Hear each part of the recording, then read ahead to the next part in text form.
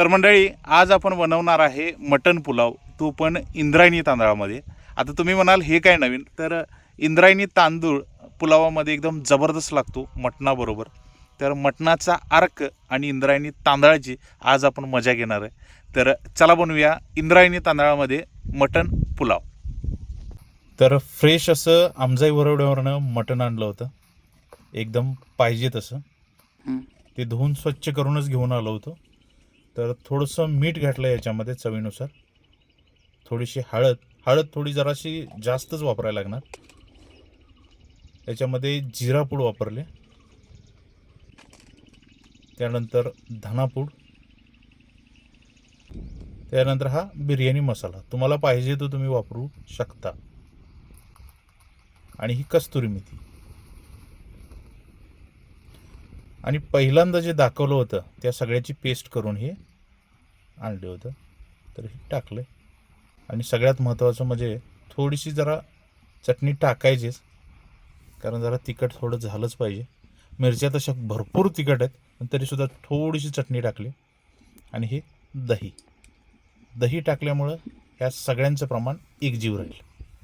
तर ह्याला मस्त असं स्वच्छ हात धुवून सगळ्याला असं मॅरिनेशन करून घ्यायचं आहे, व्यवस्थित मिक्स करायचं आहे.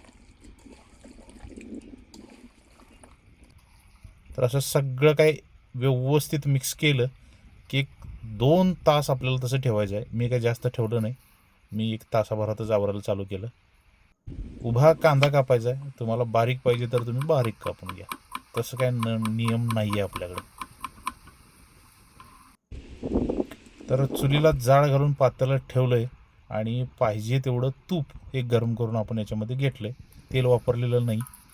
तर याच्यामध्ये खडा मसाला घातलेला आहे.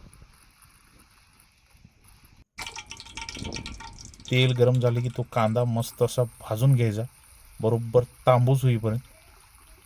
जेवढा कांदा तांबूस होईल तेवढी टेस्ट जबरदस्त लागेल याची. कांदा बऱ्यापैकी भाजला की त्याच्यामध्ये जरा यावेळी आपण मटण घालून घ्यायचं सगळं.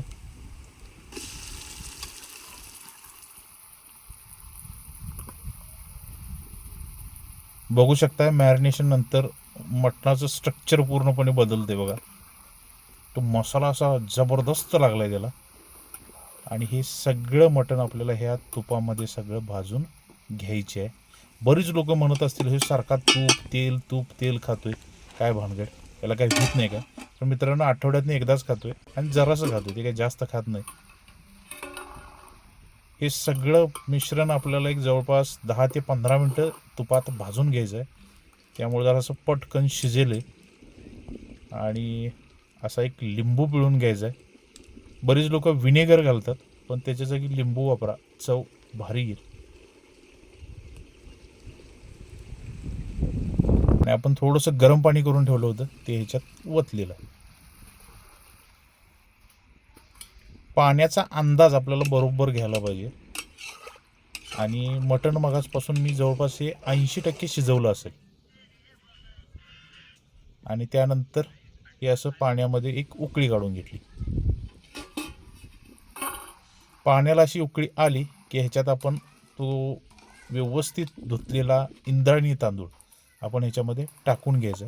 हा तांदूळ 2-3 वेळा धुवून घ्यायचा, नाहीतर वेगळाच टेस्ट त्याला येते. असा सगळा काही तांदूळ ह्याच्यामध्ये टाकून द्यायचा आहे, कारण 85 रुपये किलो इंद्रायणी तांदूळ आहे. आणि नंतर कमी पडता कामा नाही. आणि असं झाकायचं, आणि त्याला उकळी आली की जरासा चमचा आपल्याला फिरवून घ्यायचा. चमचा ह्याच्यासाठी फिरवायचा की हे तळाला लागता कामा नये. हा तांदूळ पटकन शिजतो, आणि गरम पाणी घातल्यामुळं तर अति जलद, त्यामुळं भांड्याच्या तळाला असं लागू द्यायचं नाही आहे. आणि चुलीवर बिर्याणी करणं ही म्हणजे लय मोठं चॅलेंज आहे, त्यामुळं चांगल्या आचारानंच ह्या हात घालायचा आहे. तर मगाशी एकदा हलवला, अजून 2-3 वेळा आपण हा भात हलवलेला आहे. आणि हा तिसऱ्यांदा आपण बघितलं तर हे असं आहे. तर जवळपास एक 20 मिनिटानंतर हे स्ट्रक्चर तयार झालं. अजून भात आपल्याला मऊ लागतोय, पण आपल्याला ह्याच वेळी त्याला उचलायचा आणि असा मस्त असा बाजूला घ्यायचा. आणि 5 मिनटं बाजूला ठेवला की नाही, त्या भाताचं स्ट्रक्चरच चेंज. हे बघू शकताय. आपला खतरनाक असा मटण पुलाव तयार आहे. म्हणजे जबरदस्त. तिथं काय फिलिंग होते हे मी तुम्हाला इथं सांगू शकत नाही. आणि आपल्याला काय भूक जोरात लागलेली, त्यामुळं ताटात आपण सगळे घेतलेलं आहे. जास्त वेळ आपण घालवत नाही. एक 10 मिनटं बाजूला ठेवलेलं तरीसुद्धा गरमागरम आहे. काढताना सुद्धा हाताला भाजत होतं. आणि घेताना तुम्हाला वाटेल कमी आहे एवढंच घ्या, कारण खाताना ते जात नाही. कारण तूप आहे आणि जबरदस्त असा हे भात आहे. आणि हे स्वर्गात गेल्यासारखं स्वर्गसुख. जबरदस्त म्हणजे जबरदस्त. मी सांगू शकत नाही, त्यामुळे मी इथं बोललो नाही. हे आत्ता रेकॉर्ड नंतर केलं आहे मी. खतरनाक फिलिंग आहे भावानो. जबरदस्त म्हणजे जबरदस्त.